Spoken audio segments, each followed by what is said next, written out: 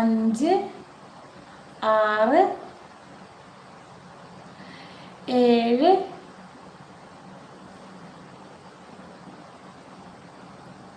ബംഗാളികൾ നിറഞ്ഞ കേരളത്തിൽ ഹിന്ദി അറിയില്ല എന്നത് ഒരു കുറവ് തന്നെയാണ്.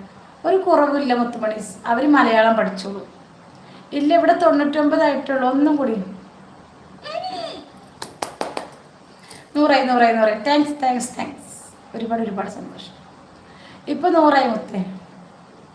ഇവിടെ 101.